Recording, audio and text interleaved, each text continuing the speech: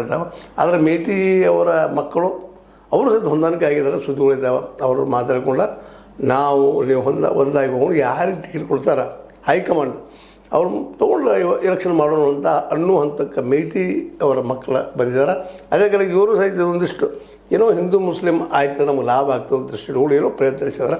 ದಯವಿಟ್ಟು ಈ ರಾಜಕೀಯ ಲಾಭಕ್ಕಾಗಿ ಇದನ್ನು ಬಳಸೋಕ್ಕಿಂತಲೂ ಬಾಗಲಕೋಟೆ ಜನರ ಹಿತದೃಷ್ಟಿ ಇಟ್ಕೊಂಡು ಅದಾದಷ್ಟು ಬೆಳೆಸದಿದ್ದಷ್ಟು ಒಳ್ಳೆಯದು. ಇದರ ದಿಶೆಯಲ್ಲಿ ಸರ್ಕಾರ ಸಹಿತ ಕಠೋರವಾಗಿ ವರ್ತಿಸಬೇಕು ಅನ್ನೋದು ಜನಸಾಮಾನ್ಯರ ಅಭಿಪ್ರಾಯ ಇದೆಯಲ್ಲ.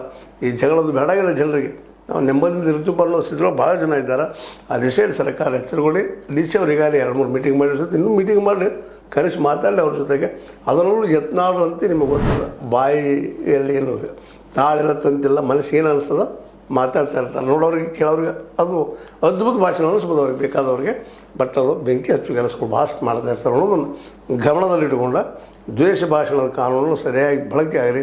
ಒಬ್ಬರು ಯಾರೋ ಧ್ವನಿಯೂ ಹೆಚ್ಚಿದಂಗೆ ಆಗಿರಬಾರ್ದು, ಜೊತೆಗೆ ಅನಗತ್ಯ ನಮ್ಮಲ್ಲೇ ವೈರ ತುಂಬಿತ್ತುವಂತಹ ಮಾತುಗಳು ಕೂಡ ಆಗಿರಬಾರ್ದು.